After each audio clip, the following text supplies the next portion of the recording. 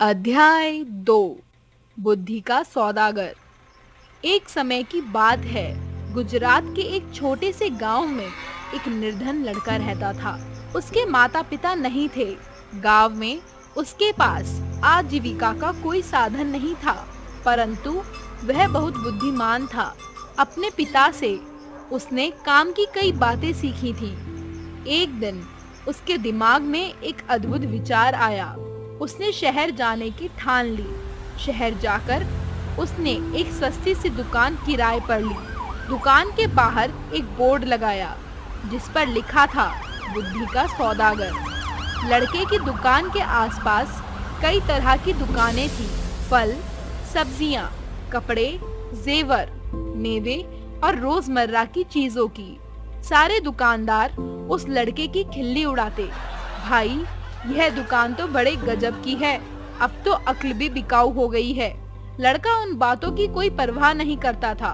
वह दिन भर आते जाते ग्राहकों को आवाज लगाता, आओ आओ, बुद्धि ले जाओ, एकदम खरी, सस्ती और उपयोगी, एकदम सही दाम, आओ साहब ले जाओ।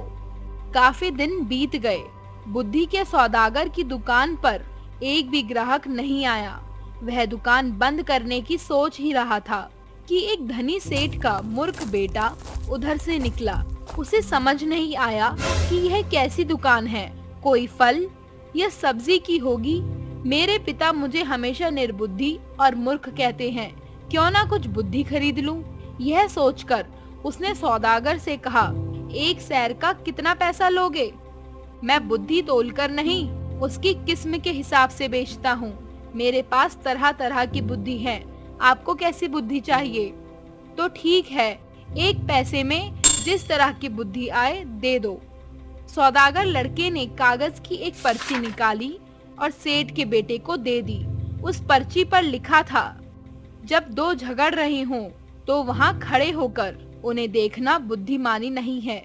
सेठ का बेटा खुशी खुशी घर पहुंचा और अपने पिता को कागज की पर्ची देते हुए बोला, देखिए पिताजी, मैं एक पैसे में अक्ल खरीद कर लाया हूँ। सेठ ने पर्ची पढ़ी और तमतमाकर बोले, मूर्ख, एक पैसे में यह क्या लाया है?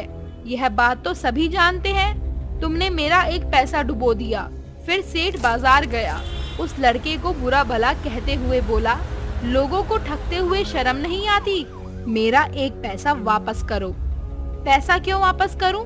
माल दिया है, पैसा लिया है, लड़के ने कहा। ठीक है, यह लो अपना कागज का फटा टुकड़ा जिसे माल कह रहे हो। नहीं चाहिए हमें तुम्हारा माल, यह लो।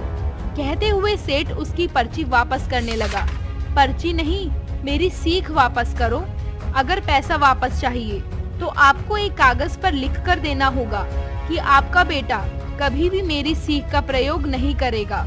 बात बन गई। दोनों पक्ष मान गए।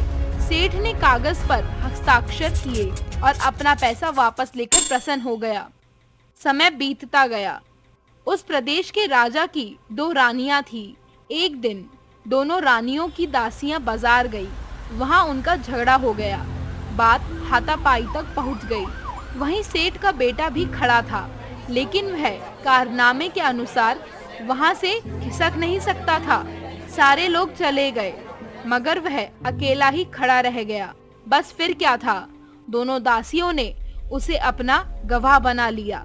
झगड़े की बात राजा रानियों तक पहुंची। दोनों रानियों ने लड़के से कहा कि वह उनके पक्ष में गवाही दे। सेठ और उसके बेटे के होश उड़ गए। वे सहायता के लिए बुद्धि के सौदागर के पास पहुँचे। बोले, हमें किसी तरह बचा लीजिए, लेकिन मैं 500 रुपए लूंगा। ठीक है, ये लो 500 रुपए। देखो, जब गवाही देने के लिए बुलाया जाए तो पागल की तरह व्यवहार करना। बुद्धि के सौदागर ने उपाय बताया। सेठ के बेटे ने वही किया। राजा ने उसे पागल समझकर महल से बाहर निकाल दिया। इसी तरह की एक दो घटनाएं और हो गईं। बुद्धि के सौदागर की बातें राजा के कानों में भी पड़ी। राजा ने उसे बुलवाया और पूछा, सुना है तुम बुद्धि बेचते हो, क्या तुम्हारे पास बेचने के लिए और बुद्धि है? जी हुजूर, आपके काम की तो बहुत है, लेकिन 1 लाख रुपए। तुम्हें 1 लाख रुपए ही दिए जाएंगे। सौदागर ने एक पर्ची राजा को दे दी। पर्ची पर कुछ लिखा था। राजा ने पढ़ा, कुछ भी करने से पहले खूब सोच लेना चाहिए। राजा को यह बात बहुत पसंद आई। उसने अपने तकिए के गिलाफ पर, पर्दों पर, अपने कक्ष की दीवारों पर, अपने बर्तनों पर इस वाक्य को लिखवा दिया, जिससे वह इस बहुमूल्य बात को कभी ना भूले और ना ही कोई और भूल सके। एक बार राजा बहुत बीमार पड़ गया। राजा के एक मंत्री ने वैद्य के साथ मिलकर षड्यंत्र रचा और राजा की दवा में विष मिला दिया। दवा का प्याला राजा ने अभी मुंह के पास रखा ही था कि उस पर खुदे शब्दों पर उसकी नजर पड़ी। कुछ भी करने से पहले खूब सोच लेना चाहिए। राजा ने प्याला नीचे रखा और दवा को देखकर सोच में डूब गया कि पीऊं या नहीं। वैद्य और मंत्री को लगा कि उनका भेद खुल गया है। वे दोनों राजा से क्षमा मांगने लगे। महाराज, हमें क्षमा कर दीजिए, हमसे बहुत बड़ी भूल हो गई है। राजा ने सिपाहियों को बुलवाकर दोनों को कारागार में डलवा दिया। बुद्धि के सौदागर को उन्होंने अपना मंत्री बनाया और इनाम में खूब सारा धन। अध्याय